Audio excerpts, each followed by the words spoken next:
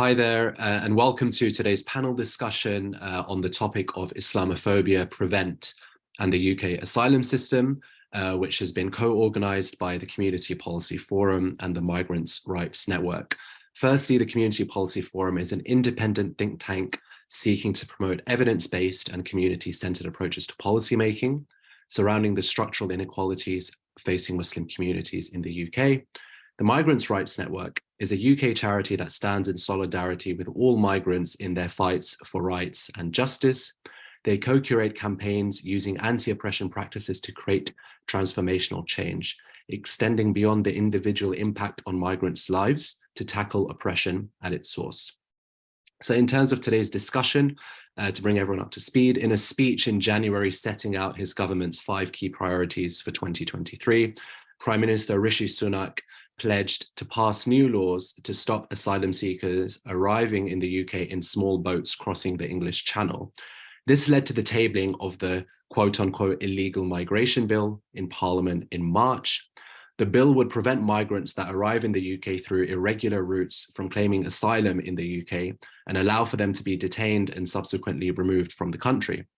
On Tuesday evening, MPs voted to reject a number of amendments put forward by the House of Lords, meaning the bill will continue its rather convoluted passage through Parliament. So joining us for today's discussion are 3 wonderful guests. Firstly, Dr. Layla Aitlhadj, who's the Director and Senior Caseworker at Prevent Watch, where she supports people adversely impacted by the Prevent duty and has led on support, litigation and advocacy work of over 600 cases. Layla has published extensively on Prevent and the broader implications of counterterrorism legislation across multiple platforms.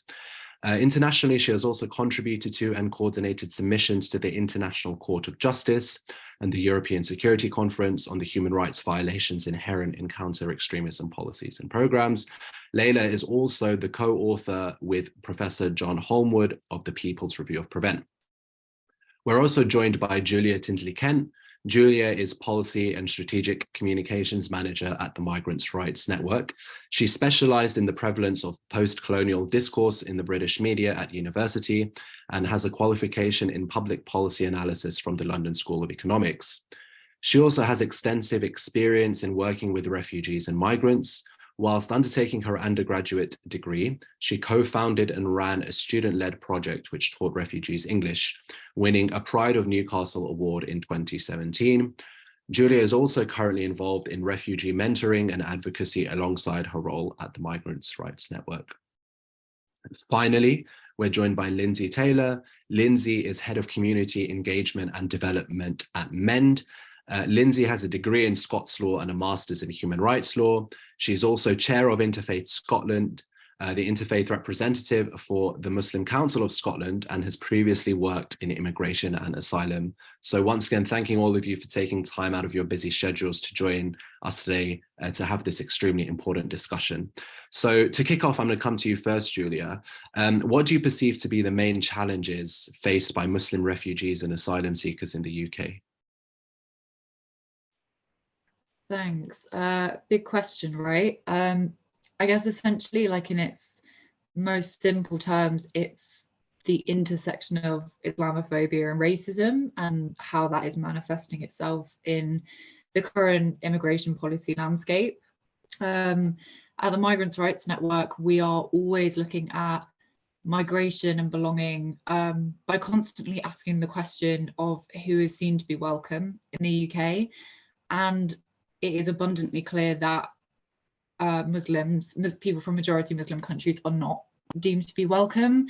And yet there seems to be a complete unwillingness to acknowledge that or engage with that reality, even amongst those people working in refugee advocacy.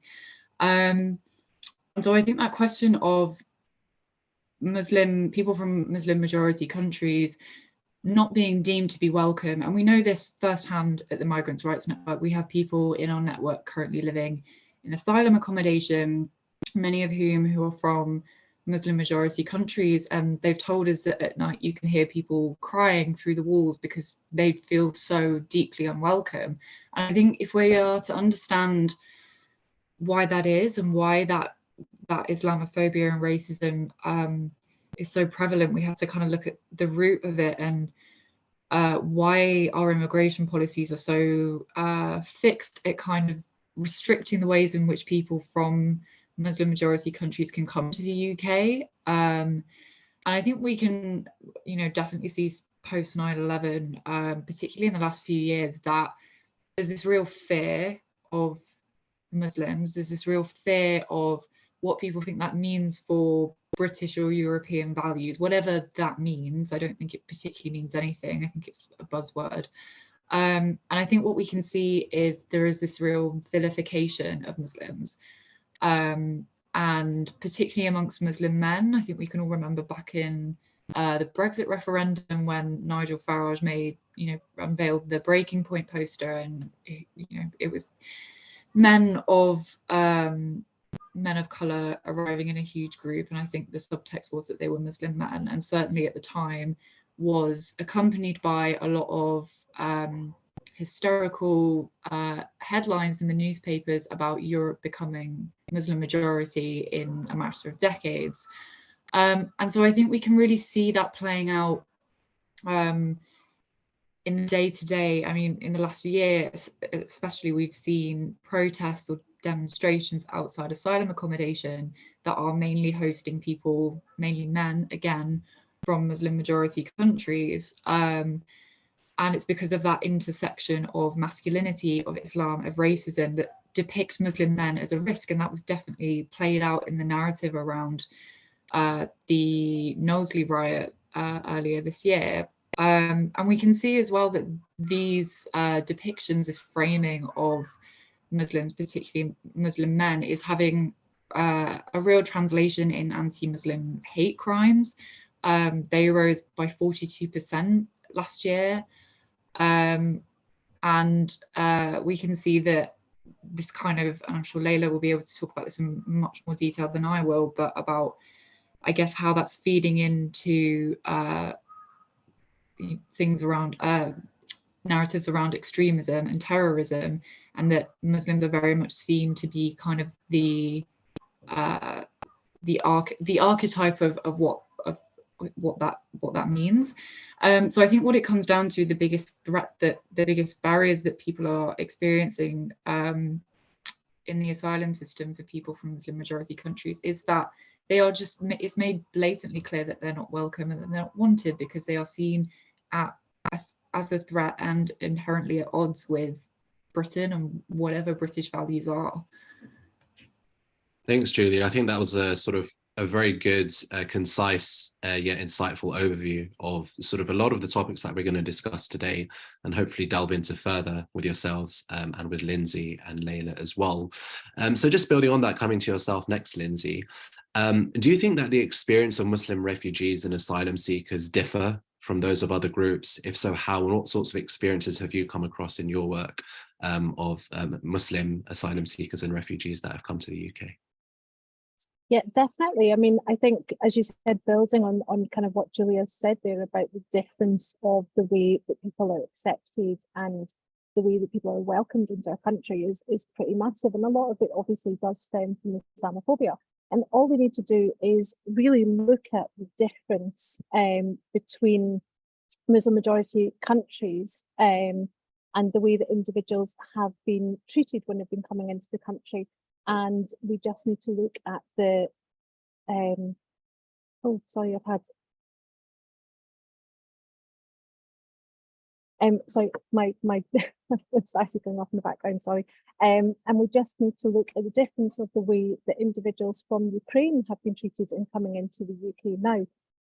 I want to start this whole kind of conversation by saying anybody who is fleeing war or terror or persecution or any form of abuse, they should be able to come to a safe country and ask for asylum. It is an international human right, and it is a basic right that an individual who is fleeing persecution should be able to go to a safe country and say, I need help, I need support, I need protection from what I'm facing in my country of origin.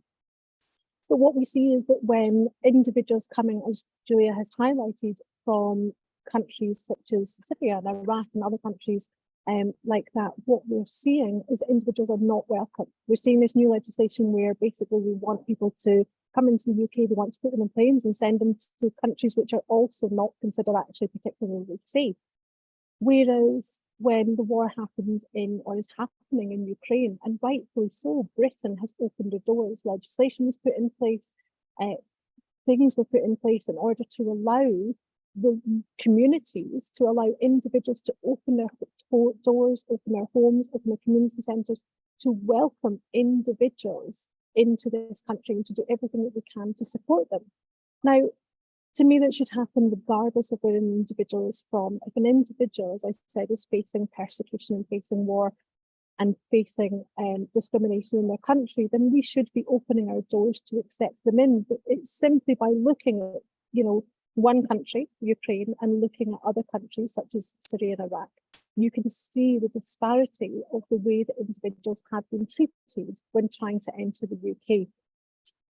Now, being that Ukraine is majority Christian or majority atheist or non-religious country, and the other countries, Syria and Iraq, are majority Muslim, then it does obviously make you want to question if it is to do with Islamophobia, if it is to do with issues around religion, if it is to do with issues around race. Now, I know that race, obviously, within the immigration system, it has been highlighted, but I don't think the issues around Islamophobia have gone into quite in depth enough and highlighted the issues.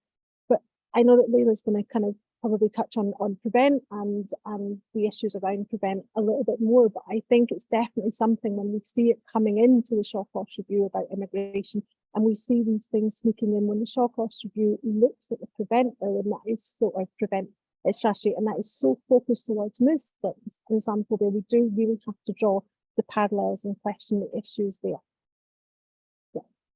Thank you, Linsay. That segues nicely on, as you alluded to, into what I'm going to ask Layla. So we often have, within Community Policy Forum, a big focus of our work is on counterterrorism, counter-extremism, and prevent, and the way that prevent demonizes Muslims. I guess one element of that discussion, which is less discussed and has sort of since come up these past few months, particularly in the context of the Shawcross review, is prevent within immigration and within the UK's asylum system. Does prevent play a role in the immigration and the asylum system in the UK? And what impact do you think the recently published Shawcross review will have on that?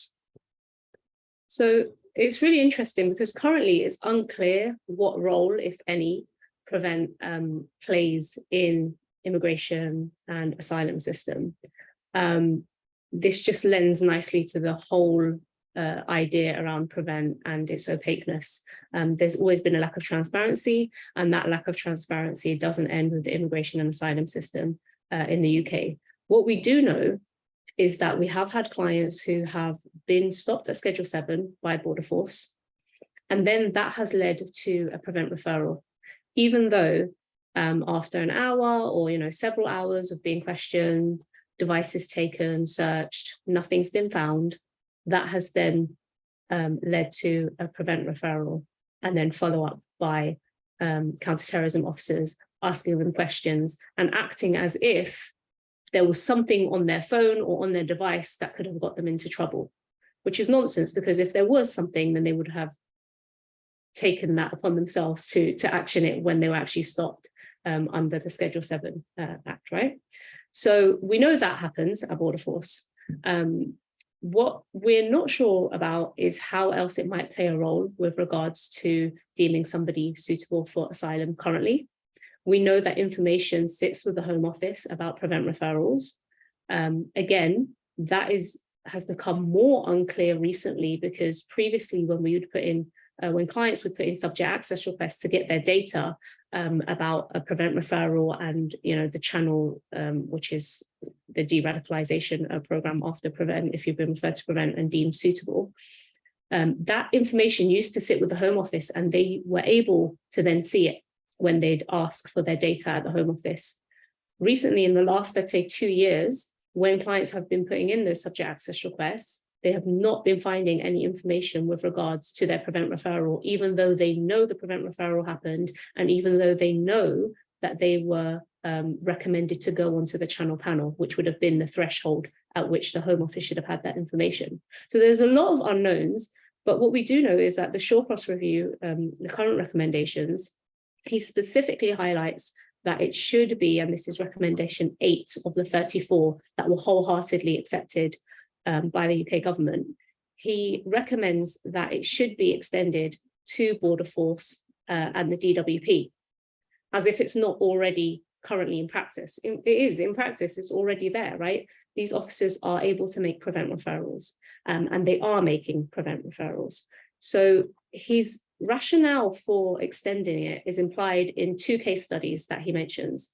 So the first is of the Parsons Green bomber, Ahmed Hassan, because he himself was a refugee. And the second implication is in the case of Salman Abdi, the Manchester Arena terrorist or attacker.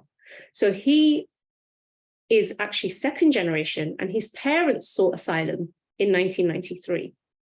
And through these 2 implications, somehow the conclusion of Shawcross is that it should be extended and used more extensively within immigration, asylum, and DWP. Again, there's not really anything else that he alludes to as to why it would be beneficial to have it here, nor do we know currently like how it would look on the ground once these recommendations have been taken on fully, which we know they are going to be. But what we do know is that, and this lends on in terms of what was mentioned previously in terms of who is welcome and who isn't welcome, is that minority groups and vulnerable groups are already disproportionately impacted by prevent. And of course, you know, asylum seekers, refugees would fall into that vulnerable category. And that inability to accept certain groups not being welcome, like we see that even the inability to accept that this is now going to target them. And I'll give you one example, which was recently in the London Assembly Police and Crime Committee. It just happened in March of 2023. The head of countering violent extremism said, when she was asked about whether or not she thinks it should be extended, prevent should be extended to the Border Force and Immigration and the Department for Work and Pensions, she says, I wouldn't disagree, i.e. she agrees that it should be extended. She says, but there's an element of importance around transparency as to why this is happening. If you do it without the transparency and the evidential base, then you're talking about potentially creating fuel for the people who are in the anti-prevent lobby, talking about the stigmatization of immigration and the stigmatization of economic disadvantage. And there are lots of very good reasons to do it, but let us be transparent about what they are and let us bring the evidence to the table. Surely if there was any evidence to bring to the table about the transparency of including this in immigration for refugees and asylum seekers, it would have been in the Shawcross review. And it's not there. It's completely lacking. And that deflection is, actually, it's not that there's a lack of evidence. It's not that this is stigmatization or discrimination. It's that there might potentially be fuel for the anti-prevent lobby, rather than accepting and acknowledging some serious issues underlining, you know, the Islamophobia and the racism that we currently see in government today. Thank you, Layla. Many interesting points. I think we're going to come back on to prevent, and I'm sure that's going to feed in quite heavily into our discussion today. Coming back to yourself, Julia. So we just sort of, there has been this swathe of sort of government legislation these past few months, or government commission reviews as well. You had the Shawcross review, and another piece of legislation that I mentioned at the beginning was the illegal migration bill. So you discussed some of the sort of main challenges that Muslim refugees and asylum seekers are faced with in the UK, and uniquely so. In what ways do you think the illegal migration bill will exacerbate these challenges, and what is the bill looking like at the moment? If you could shed a little bit more light on that, that would be appreciated. Yeah, so the bill is, I mean, I think we can kind of get the sense that the government is really trying to push this bill through before summer, which is fast approaching, and is currently going through ping pong. So it's, you know, been heavily scrutinised in the Lords, and it's back in the Commons being debated. And I think, you know, it's kind of very, this is the Home Secretary, the government's like pet project, and I think they are going to fight very hard to keep it in its original form as much as possible. But in terms of the impacts, I mean, I think we've already been able to see in recent years what the impact is going to be. I mean, for example, the complete lack of any safe routes that exist for people coming from Muslim majority countries has meant that the small boats crossings, which are kind of the focus of this illegal migration bill, are predominantly made up of people coming from Muslim majority countries. So in the year ending March 2023, 4 out of 5 of the top 5 countries that were detected coming across the channel were from Afghanistan, Iran, Iraq, Syria, and then followed by Eritrea, Egypt, and Sudan. And so I don't think it's a coincidence that there has been no effort really to make any kind of safe routes, any humanitarian routes, any resettlement schemes for people from those countries. And then when they are forced by the policy failures, not just in Britain, but across Fortress Europe, they've really they've been forced into these dangerous routes, like crossing the Mediterranean, crossing the English Channel. And then instead of kind of looking at why that's happening, the government has again resorted to just deterrence, detention, deporting these people. And so I think it's not really a stretch to say that that's purely because they are not wanted in the West. And I think a really good example, and Linsay touched on it earlier, was when Russia invaded Ukraine, the reaction that was that the West had, that Europe had, to people who were being displaced by that conflict. We had the Homes for Ukraine scheme, people were resettled all across Europe. But earlier this year, when the conflict in Sudan happened, there was no such response. And I think that really highlights that link between racism and Islamophobia, and that the government has said it's going to look at creating more safe routes, but I feel like it really did miss the window there. And for context as well, Islam is the most common religion in Sudan at around 97%. And the UN has said that Sudan is on the brink of a full-scale war. It was only a couple of days ago that an airstrike killed 22 people there and wounded more. And there was complete silence from the government on that. There was the response to it was very similar to what we saw in Afghanistan, which has seen a pitiful number of people being brought safely to the UK. And I think it kind of links to what Layla was just talking about in terms of prevent, and it was made quite clear that in the Shawcross review, that they kind of saw immigration and asylum for people coming from these countries as they were linking it to extremism. And they made that really clear, and they highlighted that Britain had, quote, suffered Islamist terrorist attacks committed by individuals who'd come to this country in recent years and was sought or granted asylum, end quote. So I think it's quite clear what the intention is here. And I think what we are going to see as this bill is given royal assent, which it will, despite the best efforts of activists, that more people from Muslim majority countries are going to be forced into dangerous situations, such as being trafficked or making those dangerous boat crossings. And we know that they are probably going to be detained and deported, and meanwhile being gaslighted for making those journeys in the first place because the government has failed to offer any safe alternative. I guess that's my prediction for what would happen, but I think the link between Islamophobia and racism is just abundantly clear in our asylum system. Thank you, Julia. So coming back to yourself, Linsay, so obviously we've discussed government policies, sort of like when it comes to the illegal migration bill, for example, and the way that this perhaps has stoked hatred towards minorities and particularly towards asylum seekers. Could you speak more to the way in which government rhetoric and sort of policies more broadly, both now and sort of in our recent memory, have influenced the challenges that are already faced by Muslim refugees and asylum seekers in terms of Islamophobia and other such challenges?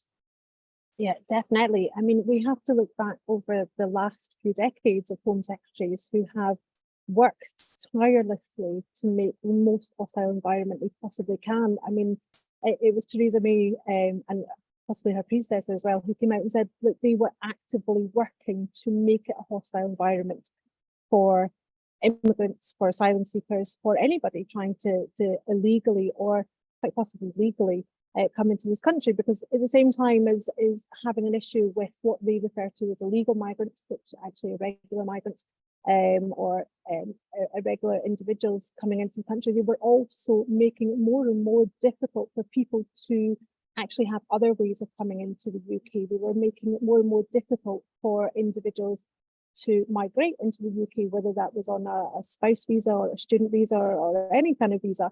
They were upping the financial limits. They were making the English exams that they had to pass. They were making everything that they possibly could more and more difficult to prevent people from coming into the UK in any way possible. And this is carried on until we see today, where we see our current Home Secretary standing in front of planes with thumbs up and standing in front of, you know, having conversations in Rwanda and being, can't wait to see this happening and this coming to light, unfortunately. And this is the rhetoric that our government are giving out. I mean, we know to this day that people are still coming into the UK to claim asylum from being in Rwanda. We know that there is that in Rwanda, unfortunately, asylum seekers are still suffering a lot of hostility. There is a massive hostile environment towards asylum seekers over in Rwanda as well. So to want to send individuals who are fleeing from terror, fleeing from persecution, who are trying to come to the UK under their international rights, to come here to claim asylum, to have a safe haven, and then being sent over to a country which has an awful track record with asylum seekers, is to me unbelievable.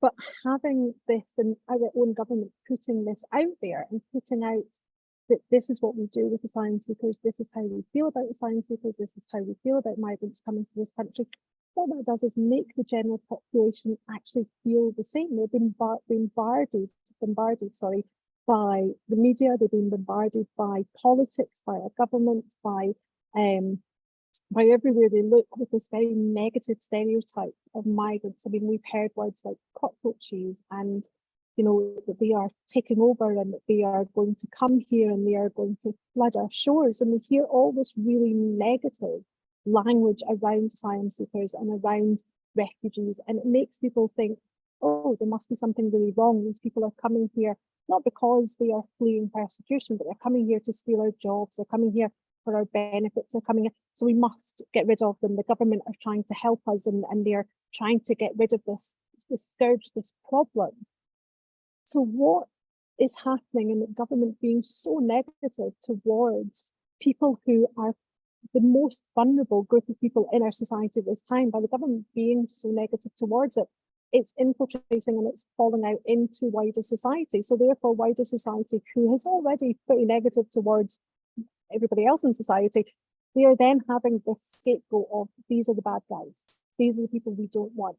So, I mean, we have to look at Brexit, for instance, where pretty much so a large majority of the campaign was based on, we're going to stop migration, we're going to stop these floods of people coming to our shores. And I remember the morning after Brexit happened, I was watching a news programme and an individual said to the presenter, I don't understand why, actually it was 2 mornings after, I don't understand why the buses aren't here yet. And the presenter was like, sorry, what do you mean? And they said, well, I presumed, like, I voted for Brexit, so they said that they would deal with the migrants.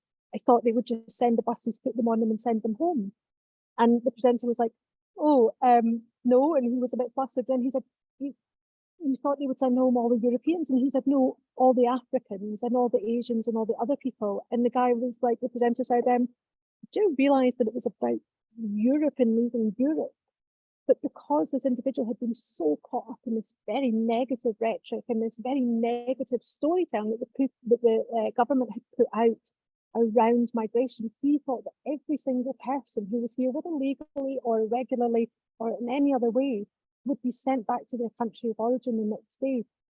This is the environment that our government are allowing wider society to live in. This is the feeling that they are trying to perpetuate for our society, and people are buying into this. So to me, there has to be a massive shift in the government voice and also media's voice around any form of individuals who are coming into this country for any reason, because right now it is an exceptionally hostile environment.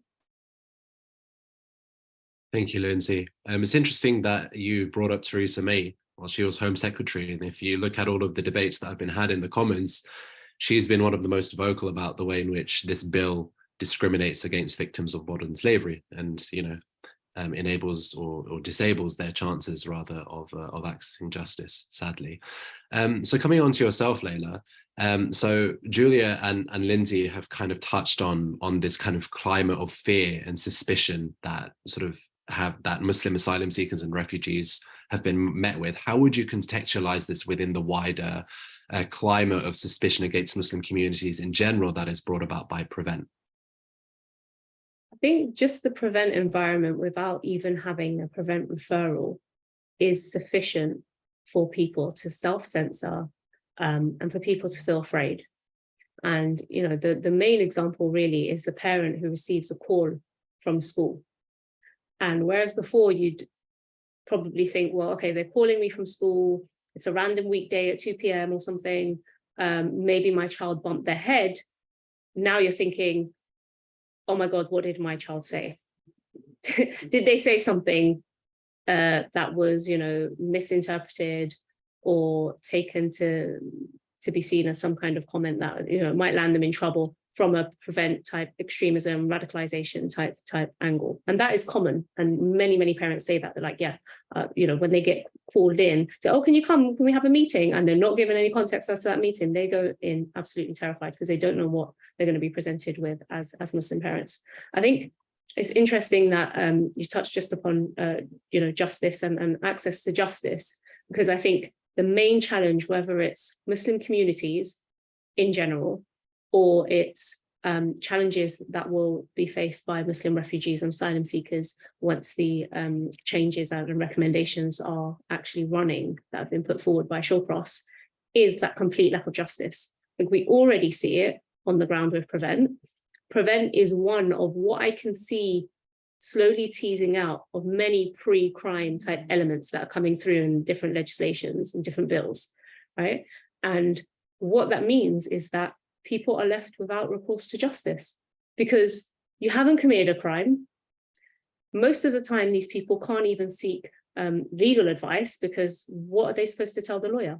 They've not been charged or even suspected of committing a crime, and yet they're faced with a kind of general suspicion. And then if they're referred to Prevent, the actual suspicion where you're referred to Prevent of being thought of as a potential terrorist. And I had one mother on the phone actually just this morning, and she said, the school are saying it's fine. They're not suggesting that my son's going to be a future terrorist. They never said that. They just made a referral to Prevent. What is Prevent? It's to stop people from being drawn into terrorism. So naturally, the fact that you've made a Prevent referral means that you think that this boy is going to become the future terrorist. So, it's this idea that as a Muslim, you're naturally going to be higher risk because of your beliefs. The racism element plays a part as well. And just, you've got layers upon layers of bias here. And what we'll see as well, potentially with asylum seekers and refugees, and we were talking about this, about, how this might actually play out, because like I said, we're not 100% sure. But if it is the case that somebody is coming to seek asylum, and they're suggesting that, they may face persecution in their home country, and that home country is declaring them an extremist by their own definitions in their home country, and then you use that in the UK to bias the application of that asylum seeker, then potentially what we have is a serious breach of international law, because you're allowing for that to bias the application of asylum here in this country. But many countries abroad will use this smear, right? And many people will be fleeing because they are seen as extremists or terrorists in their country, simply because what is an extremist? Someone who goes against government of the day, right? And so it's a very bizarre kind of conflict where you might have somebody basing an application of asylum in the UK and using that same fear of persecution and rationale for the fear of persecution to then not give them asylum in the UK and say, well, okay, if you've been deemed an extremist abroad, then potentially you may be deemed an extremist here. And it fits in quite nicely with the entire move of the UK towards disregarding international law, disregarding human rights, and being quite open about it as well. And what's even worse is that, how do you know why that application has been refused? Are they going to be upfront about the evidence, or will that evidence be used in a form of kind of secret evidence? So yeah, I think when you look at other bills, when you look at the fact that the UK is like silencing protests and boycotts, there is this move towards a very authoritarian government, and one which is very clearly disadvantaging Muslims and minorities. Thanks, Layla. I mean, you alluded to a really kind of interesting discussion about the wider sort of context. You also see the sort of what has been dubbed as the anti-BDS bill that has started its passage in Parliament, the Public Order Bill, where the Bill of Rights was recently scrapped. You've kind of got these other pieces of legislation where elements of the Bill of Rights, the most egregious elements, are being fed into these bills, one of which is the illegal migration bill. Unfortunately, that is where we are. So now, kind of looking forward, we've discussed a lot of the problems and a lot of the challenges that, for example, Muslim asylum seekers and refugees and communities as a whole are facing in the context of this climate. So I'm just going to come to each of you and kind of ask you about kind of like, you know, next steps. Some of you, like Julia, coming to yourself first. I mean, you made a prediction about where you sort of feel the bill will go. But I mean, what changes sort of in regard to the bill, but maybe more generally, need to be made, you think, at sort of at the macro level, at a government level, to better support Muslim asylum seekers and refugees and such vulnerable groups moving forwards? Yeah, it's a tricky one, because I feel like this bill is just so insidious in its entire form. You know, the whole thing needs to be thrown out. But I mean, at the very least, there should be safe routes for everyone, regardless of your nationality, regardless of your religion, your race. And I think also the government needs to look at, if it is going to, you know, if people are going to be put in home office accommodation, then there needs to be a real look at how you keep those people safe. I mean, like, aside from the terrible conditions that exist in those places anyway, you know, far right demonstrations outside we need to create some kind of safety and kind of look at why those are happening in the first place. But I think there just needs to be a really like honest reflection amongst the government, but also wider in society, on many different aspects of how Islamophobia is kind of manifesting itself in our policy landscape. So, you know, how Prevent is clearly aimed at Islamist extremism rather than the much bigger issue of misogynistic or far right extremism. It needs to face up to the ingrained Islamophobia in racism in immigration systems. I mean, for example, deprivation of citizenship laws, which I think probably we've seen with the Nationality and Borders Bill, Borders Act, and I guess I predict it's probably going to become a lot more common. But I mean, the majority of those cases since 2010 of people being deprived of their citizenship while Muslim men with South Asian or Middle Eastern or North African heritage. Also, the majority of those happened in 2017, which corresponded with the collapse of ISIS. And that's just one example of kind of how Islamophobia is manifesting itself. I think we just need to be really honest about that. And that kind of leads to this bigger question about not what just the government needs to do, but what people across the spectrum are doing. So also what people in the charity sector and working in activism also have to do. Because if we're actually going to challenge these policies, then we need to start getting to grips and being honest about acknowledging that Islamophobia exists. And we also need to start asking Muslim and refugee communities what the issues they're experiencing are, what they want to see, and just getting to grips with the role that Islamophobia plays. I think a lot of the times, you know, we talk about lived experience all the time in the charity sector, but a lot of the time people's voices who are experiencing these policies, or experiencing the very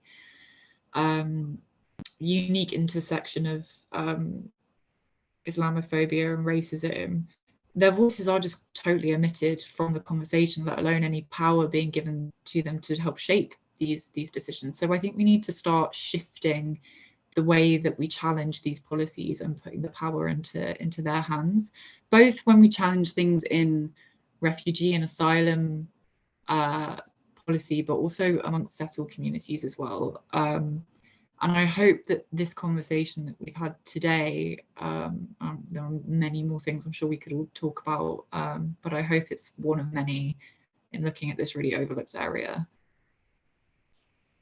Thank you, Julia. So I'm going to ask yourself, Linsay, kind of adding to what Julia said towards the second part of her answer about kind of what changes do you think needs to be made at a sort of local, at a community level, a grassroots level, to better support Muslim asylum seekers and refugees? So actually, I'm gonna call out some really good practice here. So I'm based in Scotland, and I know that things can be quite different north of the border than they are down south. And I also know that immigration is a reserved issue for Westminster, so therefore Scottish government can't really interact on it. But there is a little village called Elgin, which is up on the west coast, east coast of Scotland, near Aberdeen, and Elgin has recently become a dispersal town, and they are now housing refugees in a hotel up in Elgin. And the local community have worked really hard in order to engage with the refugee community there and make them feel welcome. Elgin Local Council has adopted the definition, APPG definition of Islamophobia. They have had training within their local council. They've worked really hard in order to interact around Islamophobia and interact around racism and other protective characteristics to make sure that they're up to speed and knowledgeable on all of these issues. And the local community have worked really hard as well to make sure that they are knowledgeable on these issues, and they are working with the refugee community who are there and based there. But what's really good practice for me about Elgin is that obviously far right heard that that Elgin was a very small village which does have a mosque, and they heard that they were housing refugees there and decided to stage a protest outside the hotel, shipped people up from down south and from all over the UK in order to stage a protest. So the local community decided to stage a counter protest to make sure that the far right, but also that refugees knew that the refugee community were welcome into the local community, that the local community stood with refugees, and that it was outsiders who were having an issue with the refugee community and not the local community. So to me, it's making sure that we're doing more actions like this. It's making sure that we're countering the narrative, the really negative rhetoric and narrative that is coming out from media, coming out from the government, coming out from Parliament, and we're countering that, and we're showing communities that actually we really welcome refugee communities, we really welcome individuals, and we want them to be able to come here and be safe.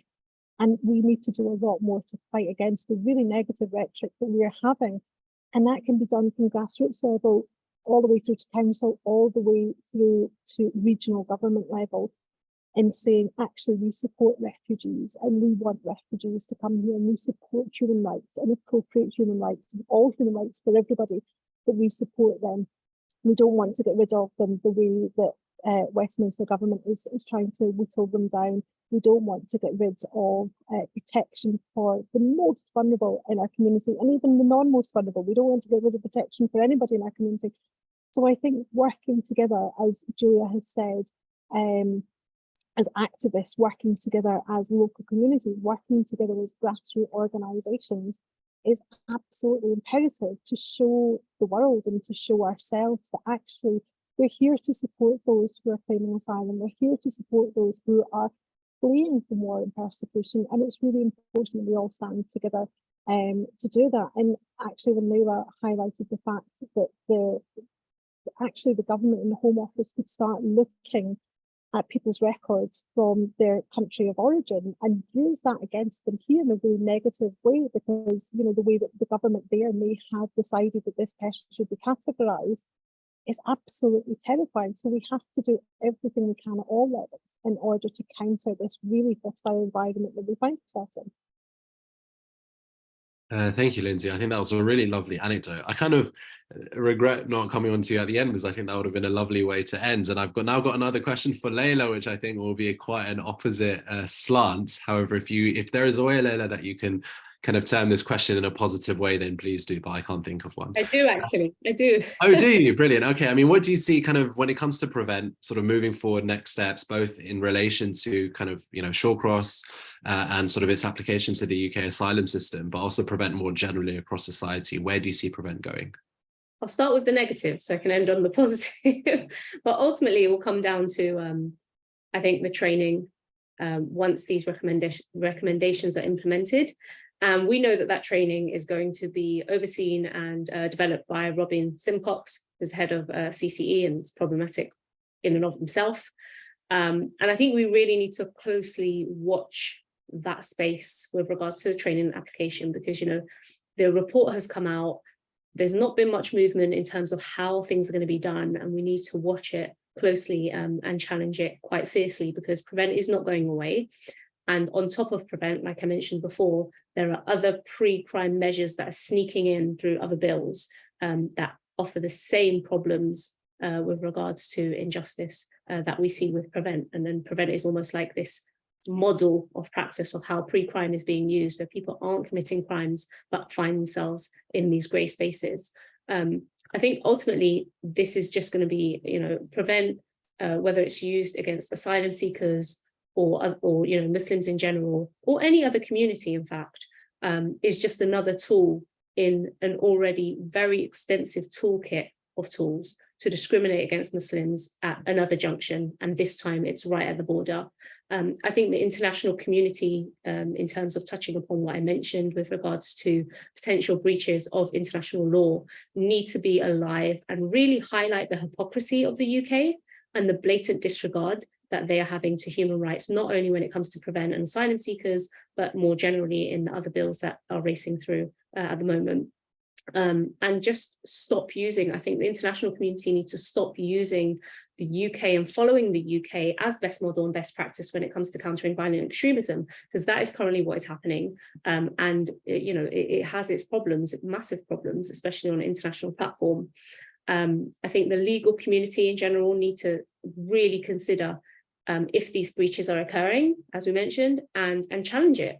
If people are fleeing persecution and they're being labelled extremists, then they need to take these cases on very boldly. And these cases can last a very long time, even in the most basic of Prevent cases. So I can imagine that this would be at a huge expense in terms of time and resources. But we need to, I think, have a very strong legal community taking that on. I think Muslims in general, and this is the positive part, is that, I've had parents and I've had adults who are not parents who have been referred to Prevent, who are quite surprised that they or their child have been referred to Prevent. And, as Muslims, they will say things like, and to the effect of, but we're not that kind of Muslim, or we don't even speak Arabic, or we're not even practicing, or, like things like that. And I think with time, people who, and other people who have worked with Prevent and said, but I ran this course, I accepted some money on this. And I think that realization that you can be Muslim, but you're never going to be immune to Prevent and to the workings of Prevent, as horrible as it sounds, is actually really empowering, because it means that more Muslims are speaking up. And even just day to day, I recognize it when I get clients calling through, right at the early stages of their case, before they've even managed to deal with their actual case and their primary objective of what they want. They're talking about, I want to go forward. I want to tell this story. Can you put me in touch with a journalist? Who can I speak to? Can I get involved in something? So they really want to put that foot forward. They want to tell other people what happened. And so I think that lack of immunity has been very empowering to Muslims to finally speak up, because this has been happening for ages. And, we've got, I think we estimated that even just by the Home Office statistics, which we think is a very conservative number, over 45,000 people have been referred to Prevent, right, since 2015. We only have a few hundred, and we say, we have the largest resource of Prevent referrals documented, which is just over 600, about 643 at the moment we have cases. That's nothing compared to the 45,000 plus people who have been referred to Prevent. And so I think the fact that people are finally speaking up, or contacting us and other organizations and standing together with other communities and realizing that this isn't a situation where, the Muslim community can play off and talk about far-right extremism and, oh, no, it's fine, it's fine that it's happening to Muslims because, I was told by my local coordinator or local teacher that, they're also targeting the far right. This way of dividing up communities has been happening for a while, and it's allowed for Prevent to build up and target other people as well. So I think that's a very empowering way forward for us as a whole, to know that actually we're all targets has made us slightly stronger as a community and as a society, I think. That's quite a uniquely positive way to end the conversation, not sort of something that I thought about, that I'm sure that many of us here and listening have thought about, but I think it is quite empowering and quite positive, and perhaps gives us some kind of sense of light, like there is light at the end of the tunnel when it comes to all of these pretty horrendous bills and pieces of legislation and policies that are moving through Parliament in Westminster right now. So once again, I'd like to thank each and every one of you for sort of taking out time out of your busy schedules. Layla, Linsay, and Julia. Today's discussion was brought to you by the Community Policy Forum and the Migrants' Rights Network, so please do follow us on Twitter and Instagram, both organizations, to keep track of our work. Do also follow the work of MEND on social media, and make sure you also follow the work of Layla and her colleagues at Prevent Watch and the People's Review of Prevent. And thank you very much, guys, for a wonderful discussion today, and thank you to all of those of you that were listening. Take care.